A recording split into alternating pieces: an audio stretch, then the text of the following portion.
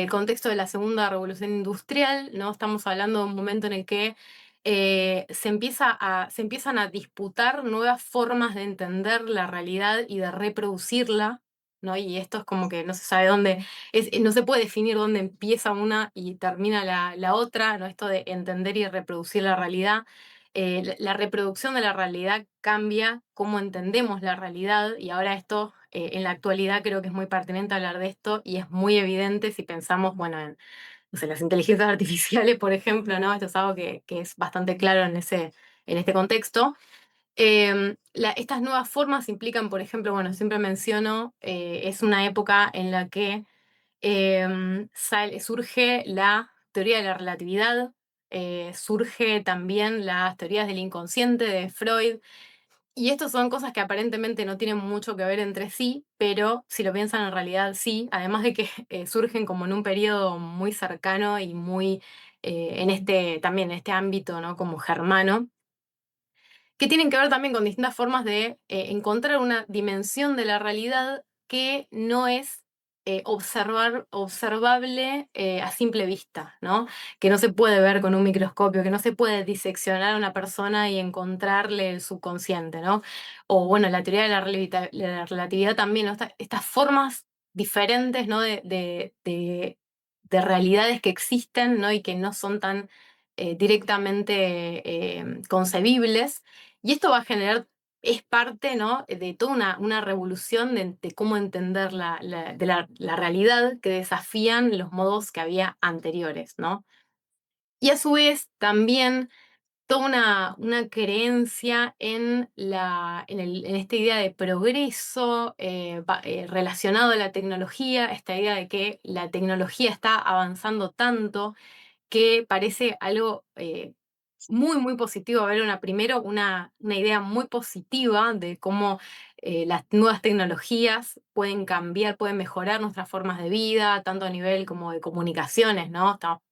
Eh, es como realmente lo que cambia en 100 años el mundo, ¿no? En el siglo XIX, fundamentalmente es alucinante, ¿no? Como aparece el tren, ¿no? El telégrafo, bueno, todas estas teorías también, ¿no? Que les mencionaba, la fotografía, que en esta época se va a popularizar, ya existía, ¿no? En este contexto que estamos hablando ahora de principio del siglo XX, pero se empieza como a masificar la prensa, que también ya existía de antes, pero se masifica muchísimo.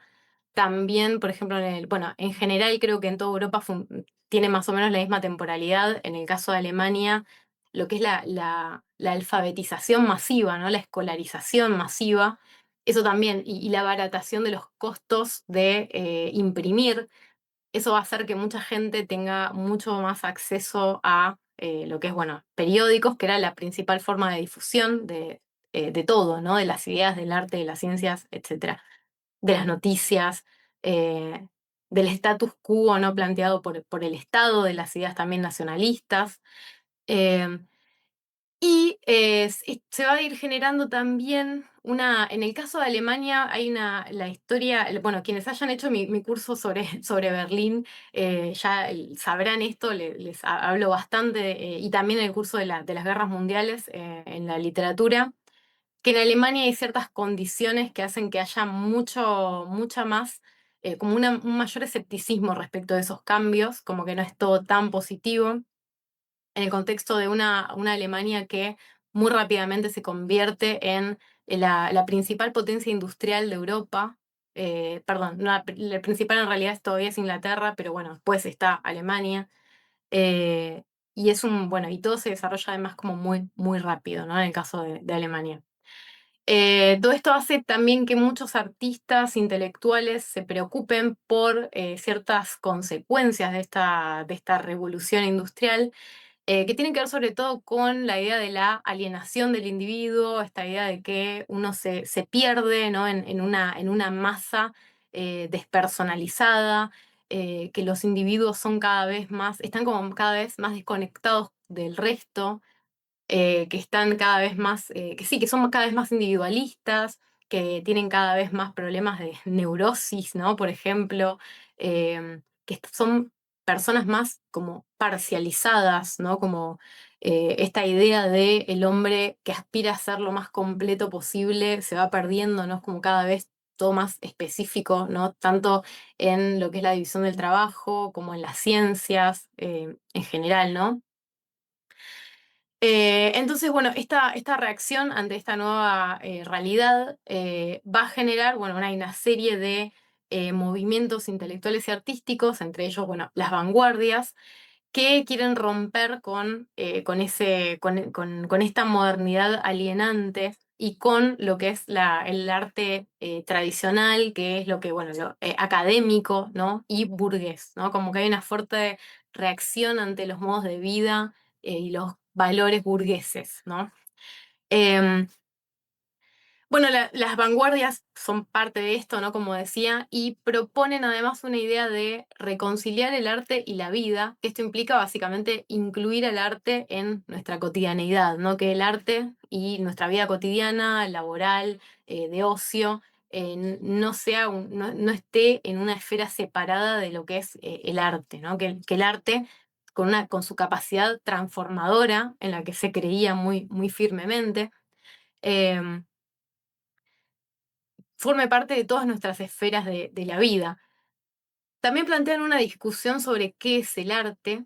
Eso, bueno, por ejemplo, en el caso del dadaísmo es particularmente importante, pero en algunos casos es más radical. Bueno, en el caso del dadaísmo es una cosa muy ya de ir en contra de la institución arte. En otros casos es, bueno, ampliarla. eh, y bueno, vamos a tener también el futurismo italiano, por ejemplo, una de las primeras vanguardias que va a proclamar la idea de que hay que quemar los museos, ¿no? Como bueno, todo esto que vimos, que estuvimos aprendiendo, que es un lastre, y hay que romper con todo eso para empezar de nuevo. Es muy importante esta idea de tabula rasa, ¿no? De empezar de nuevo.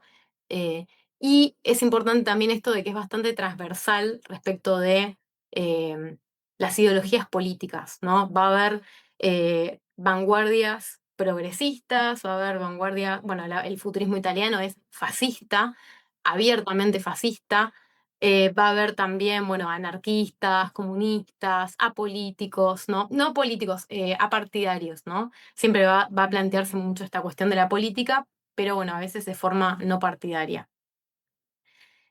Y hay otro concepto fundamental que en realidad es anterior a las vanguardias. De hecho, el concepto aparece como explícito y desarrollado por Wagner, que es esta idea del arte total, que tiene que ver con esto de reconciliar el arte y la vida, que en este caso tiene que ver con la necesidad de ver al arte como en su totalidad, ¿no? De que, por ejemplo, bueno, mencioné a Wagner y justamente Wagner lo desarrolla en un contexto está pensando en la ópera, por supuesto, ¿no? Y la ópera es como máximo exponente de arte total porque tenemos la escenografía, no tenemos como arte plástico, tenemos un poco como incluso arquitectónico, podríamos pensar, tenemos música, tenemos un libreto, no tenemos literatura.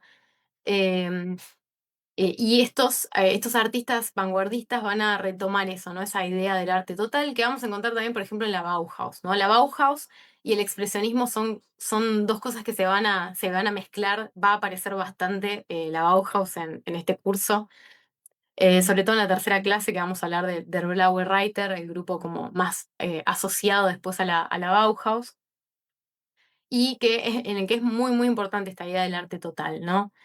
eh, y buscar distintas fuentes de inspiración que estén por fuera de lo típicamente, ¿no? Lo que ellos veían en las academias de artes, bueno, que tiene que ver, que ellos van a asociar como una idea de arte burgués que va a surgir en el Renacimiento. Va a haber también como toda una discusión de el Renacimiento en ese entonces no era como lo que en la academia se tenía como lo máximo del arte. Y estos artistas van a buscar como por otras partes, ¿no? Van a buscar, por ejemplo, acá puse un cuadro eh, muy canónico dentro de lo que son las vanguardias, ¿no? Las señoritas de Avignon de Picasso, ¿no? Que es como una de las primeras obras cubistas. Y se ve, por ejemplo, esto es muy clara la influencia de el arte africano, ¿no? De las máscaras, hay unas máscaras funk, en este caso, ¿no? Las máscaras funk, si ustedes googlean eso, son casi iguales, ¿no? A las de las chicas que están representadas, ¿no? Y hay como una cosa muy explícita de, bueno, buscar influencias de otros lugares por fuera de la modernidad tradicional eh, europea, ¿no? Sobre todo. Y esto, bueno, África, Oceanía, Asia, también, bueno, las culturas precolombinas, en Latinoamérica sobre todo.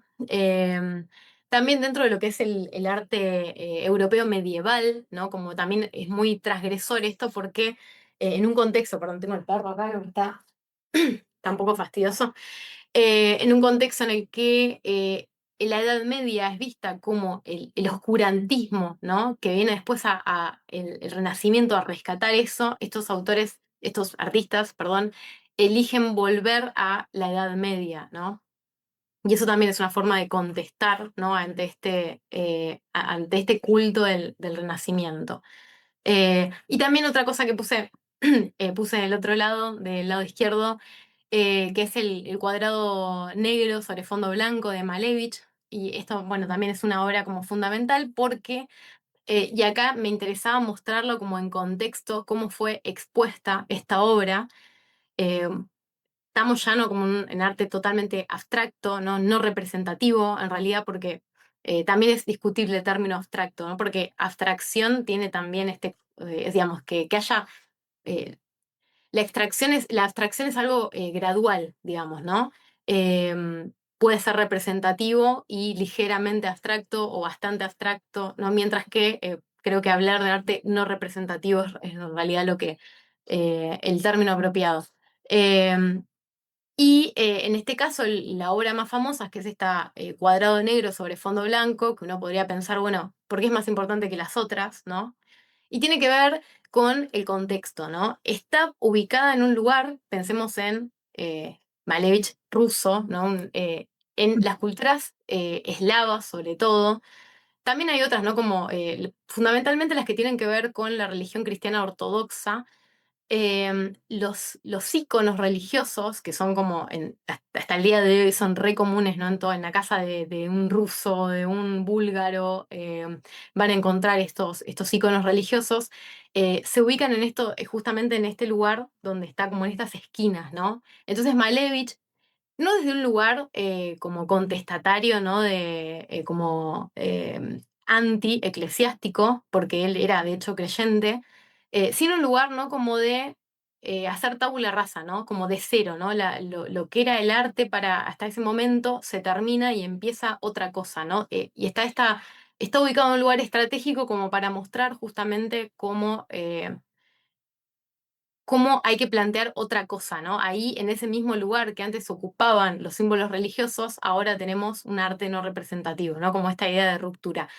Por eso me parece como muy, muy icónico respecto de las vanguardias, ¿no? Porque es como bastante radical. Eh, bueno, al final dije que no iba a hablar mucho de las vanguardias, hablé bastante, pero bueno, son cosas que son bastante importantes para tener en cuenta desde acá. Y ahora sí vamos al expresionismo. Puse acá como algunos ejemplos como para ilustrar así como todas las distintas expresiones. Bueno, eh, puse acá la imagen esta, creo que deberían ver, ¿no? El cursor. Sí, pues está como Em, Puse acá el pabellón de cristal de Bruno Taut. Eso es algo que, bueno, vamos a desarrollar en la clase, obviamente, sobre arquitectura, pero es como una obra súper fundamental de la arquitectura expresionista. Es muy importante el uso del vidrio y por eso de hecho se llama el pabellón de cristal. Hay como una obsesión dentro de la arquitectura expresionista por el vidrio y tiene que ver también con una búsqueda espiritual, la transparencia en general, la luz tiene que ver con esto, ¿no? Con lo espiritual. De hecho, como les decía, no se van a inspirar mucho en la Edad Media y en la Edad Media también tenemos esta importancia de las catedrales, ¿no? De la luz en las catedrales. Y de hecho, la figura de la catedral en sí va a atravesar muchas de las expresiones expresionistas, valga la redundancia, no solamente la arquitectura. Tenemos, bueno, puse un ejemplo también de Kafka, ¿no? De la Metamorfosis. También es una obra como que es si bien es muy novedosa, también es al mismo tiempo como muy representativa de, como que condensa toda una serie de conceptos respecto de el devenir otro, en este caso, bueno, un insecto.